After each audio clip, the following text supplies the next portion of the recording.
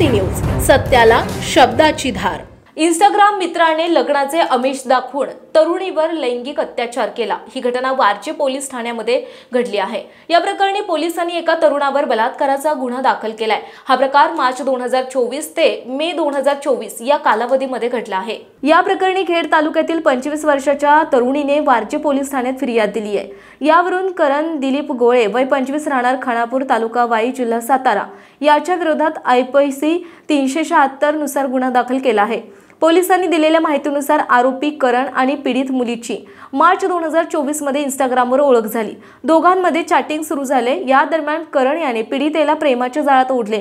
यानंतर दोघांच्या भेटीगाठी सुरू झाल्या। एक दिवस आरोपीने पीडित मुलीला वारजे परिसरातील एका लॉजमध्ये नेलं। तिला लग्नाचे आमिष दाखवून तिच्यासोबत शारीरिक संबंध प्रस्थापित केले। त्यानंतर तो तिचे सतत लैंगिक शोषण करू लागला।